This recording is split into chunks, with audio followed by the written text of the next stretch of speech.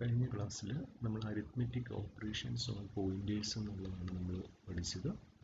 രണ്ട് arithmetic operations ആണ് പോയിന്റേഴ്സുമായിട്ട് നമുക്ക് യൂസ് ചെയ്യാവുന്നത്. ഒന്ന് പ്ലസ് സിമ്പിളാണ്, അത് ഇൻക്രിമെൻ്റ് ചെയ്യാനും, മറ്റൊന്ന് മൈനസ് സിമ്പിൾ, അതായത് ഡിക്രിമെൻ്റ് ചെയ്യാനും. അതിൻ്റെ അർത്ഥം അഡീഷനും സബ്ട്രാക്ഷനും മാത്രമേ പോയിന്റേഴ്സിൽ അലൗഡ് ആയിട്ടുള്ളൂ. അതായത് അരിത്മെറ്റിക് ഓപ്പറേഷൻസ് നമ്മൾ പലത് പഠിച്ചിട്ടുണ്ടെങ്കിലും അഡീഷനും സബ്ട്രാക്ഷനും മാത്രമേ പോയിന്റേഴ്സുമായിട്ട് റിലേറ്റ് ചെയ്ത് നമുക്ക് ചെയ്യാൻ പറ്റുകയുള്ളൂ. അപ്പോൾ നമ്മൾ ഇന്നലത്തെ എക്സാമ്പിൾ കണ്ടു. ഒരു പോയിന്റർ വേരിയബിൾ നമ്മൾ ഡിക്ലെയർ ചെയ്തു, അതിൻ്റെ കൂട്ടത്തിൽ 1 എന്ന് കൊടുത്തു. അതപ്പം എന്താണ് അതിൻ്റെ ആൻസർ റിട്ടേൺ ചെയ്യുന്നതെന്ന് കണ്ടു. നമുക്ക് ഇന്നത്തെ ക്ലാസ്സിൽ നമുക്ക് സബ്ട്രാക്ഷൻ നോക്കാം.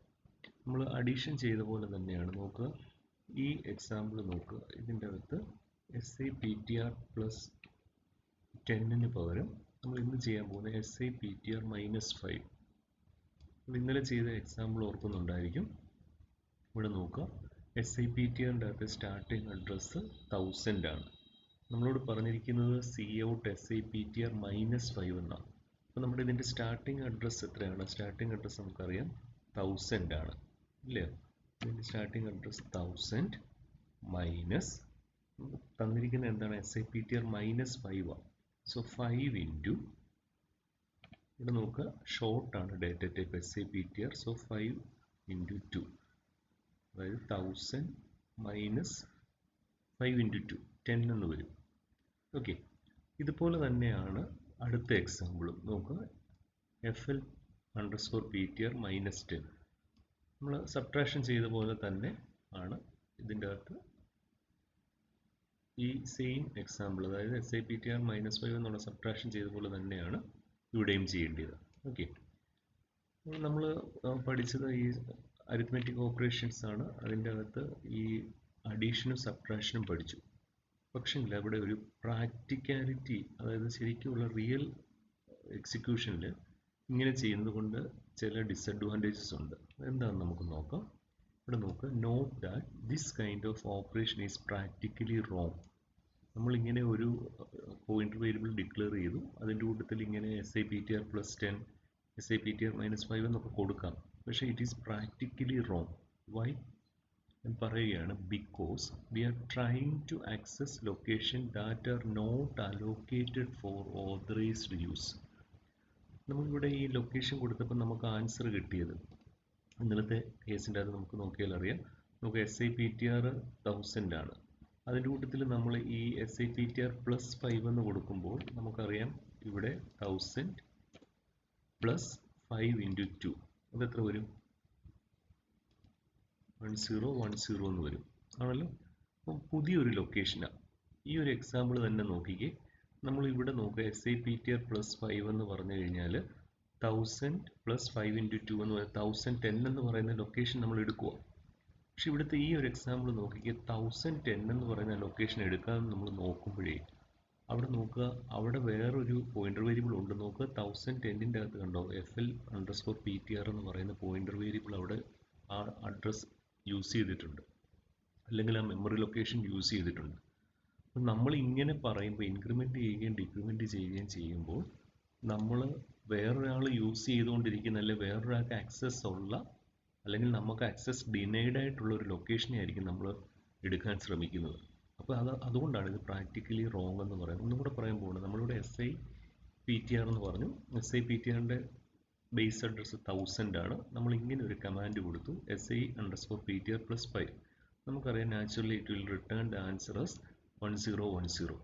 ഈ 1010ലേക്ക് ഇനി പുതിയ ഈ SIPTR 1010 എന്ന് പറഞ്ഞ അഡ്രസ്സിലേക്ക് പോകാനാണ്. പക്ഷെ അവിടെ നിൽക്കുമ്പോൾ ഒരു പ്രശ്നം എന്താണെന്ന് നോക്കിക്കേ, 1010 എന്ന് പറയുന്ന ആ ലൊക്കേഷൻ FL_PTR എന്ന് പറഞ്ഞൊരു വേരിയബിൾ നേരത്തെ അലോക്കേറ്റ് ചെയ്തേക്കുവാണ്. അപ്പോൾ വേറൊരാൾ എടുത്തിരിക്കുന്ന ഒരു സ്പേസ് ആയിരിക്കും ഒരുപക്ഷെ നമുക്ക് കിട്ടുന്നത്, അല്ലെങ്കിൽ ആ സ്പേസിലേക്ക് പോകാൻ നമുക്ക് ആക്സസ് ഡിനൈ ചെയ്തിട്ടുണ്ടായിരിക്കും. യൂസറിന് അങ്ങനെ ആക്സസ് കൊടുക്കാം. ആ സ്പേസ് വേറൊരാൾക്ക് വേണ്ടി മാറ്റി വെച്ചിരിക്കുകയാണ്, അവിടെ നമുക്ക് ആക്സസ് കിട്ടത്തില്ല.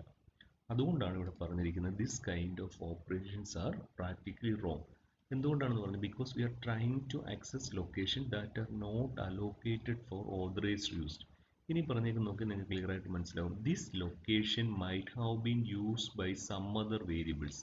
ഇതിൻ്റെ അർത്ഥം എന്താണ്? ഈ നമ്മളിപ്പോൾ പുതുതായിട്ട് ഇൻക്രിമെൻ്റ് ചെയ്യുന്നതോ ഡിക്രിമെൻ്റ് ചെയ്തതായിട്ടുള്ള ആ ലൊക്കേഷൻ ഉണ്ടല്ലോ, ആ ലൊക്കേഷൻ വേറെ ഒരു വേരിയബിൾ ചിലപ്പോൾ യൂസ് ചെയ്യുന്നതായിരിക്കും. ഈ സെയിം എക്സാമ്പിൾ നോക്കിയാൽ നമുക്കത് മനസ്സിലാവും. നോക്കുക 1010 എന്ന് അവിടെ കിട്ടിയിരുന്നത് ഇങ്ങനെ കൊടുത്തപ്പോൾ അവിടെ നോക്കുക FL_PTR എന്ന് പറയുന്ന ആ വേരിയബിൾ ഓൾറെഡി ആ സ്ഥലം എടുത്തേക്കുവാണ്. ആ വേരിയബിളിന് വേണ്ടി മാറ്റി വെച്ചിരിക്കുന്ന അഡ്രസ്സാണത്. അതുകൊണ്ടാണ് ഇവിടെ പറഞ്ഞിരിക്കുന്നത് this location might have been used by some other variables.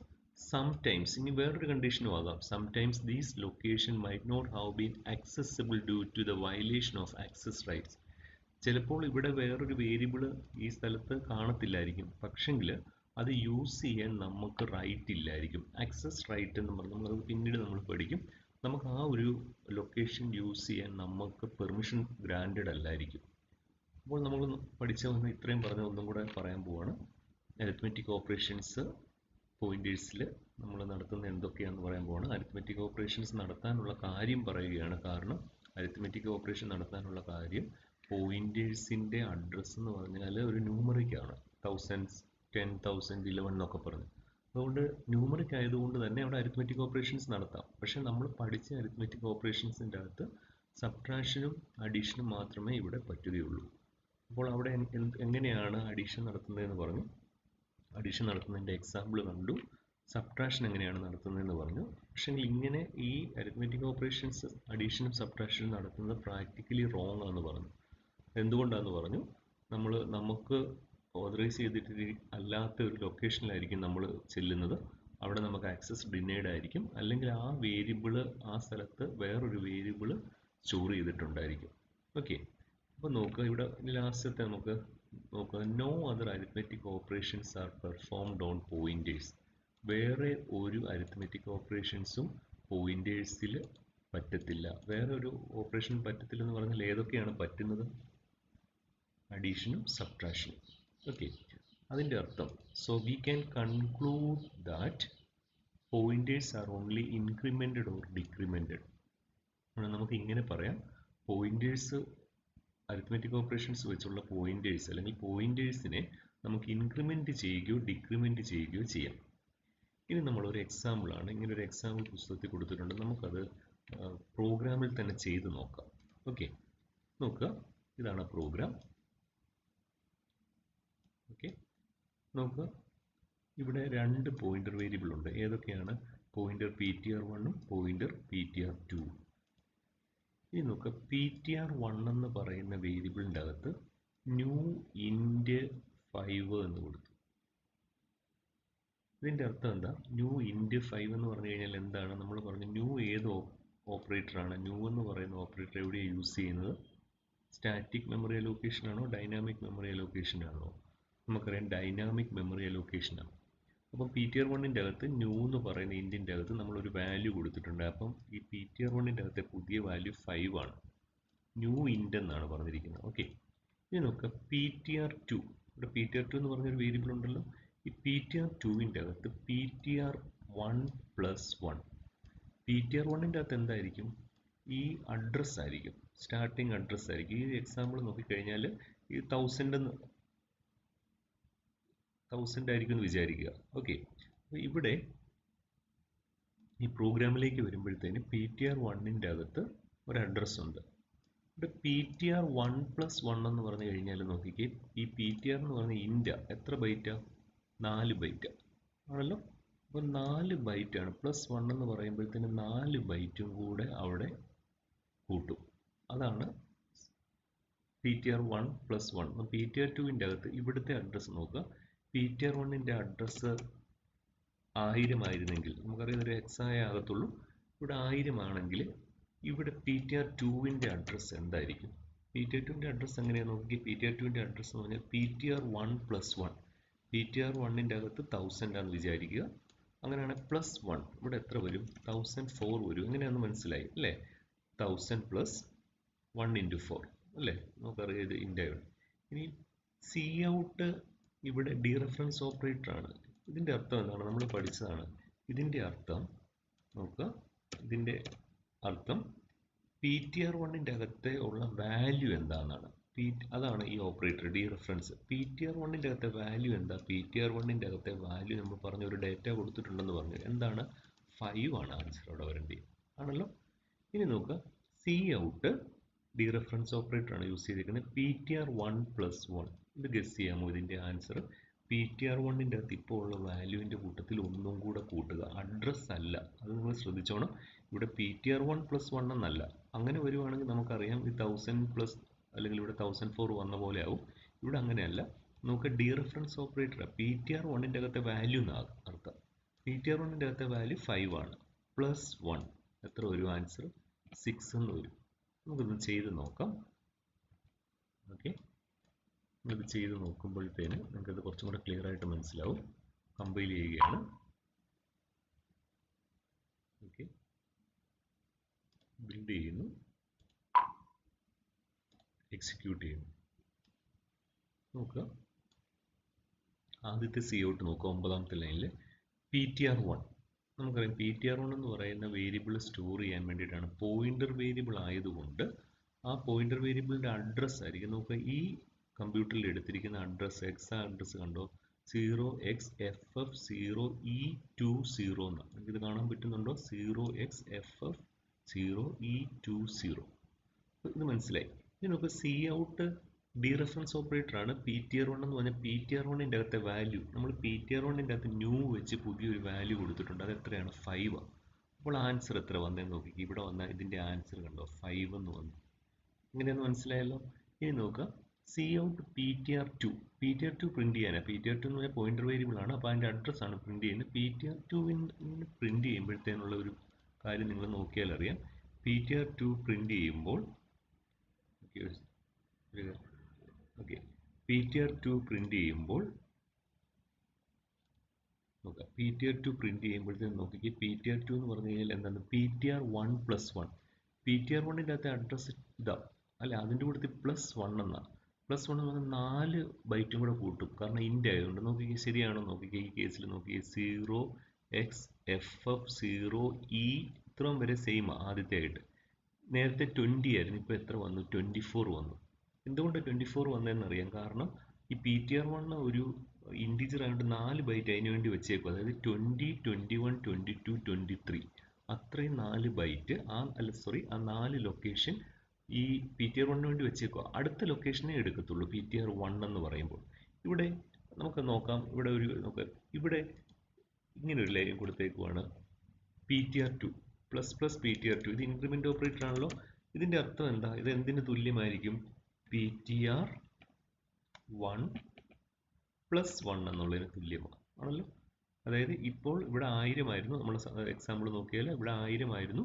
ഇവിടെ വരുമ്പോൾ 1004 ആകും. ഇവിടെ വരുമ്പോൾ എത്രയാകും? 1008 ആകും. നമുക്ക് നോക്കാം. ഇവിടെ cout P T R 2 ഇപ്പം കൊടുത്തു കഴിഞ്ഞാൽ ഇപ്പം നമ്മൾ പി ടി ആർ 2 ആണ് പ്രിന്റ് ചെയ്യുന്നത്. നമ്മളിത് വീണ്ടും കമ്പൈൽ ചെയ്യുകയാണ്. എക്സിക്യൂട്ട് ചെയ്യുമ്പോൾ നോക്കിക്കേ, നമുക്ക് നേരത്തെ കേസിൽ 20 കഴിഞ്ഞ് 24 കിട്ടി. ഇവിടെ എത്ര കിട്ടിയെന്ന് നോക്കിക്കേ? 28 കിട്ടിയത്. എന്തുകൊണ്ട് 28 കിട്ടിയെന്ന് നോക്കിക്കേ?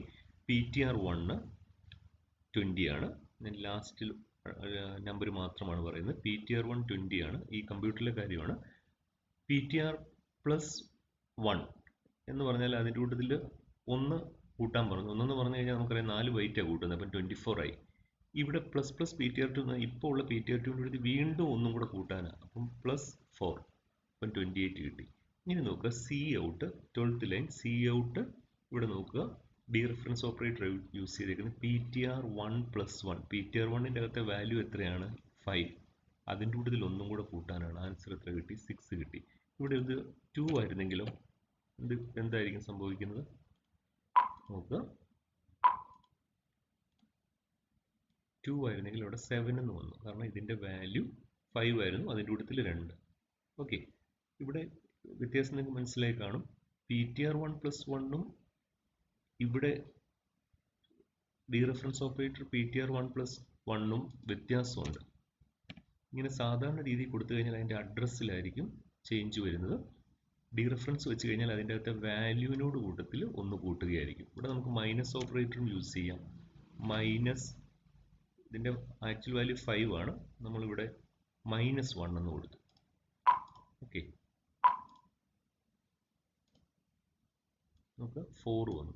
കാരണം ആക്ച്വൽ വാല്യൂ 5 ആയിരുന്നു. ഇത് നമ്മളിവിടെ ഇൻറ്റു 1 കൊടുക്കാൻ പോവുകയാണ്.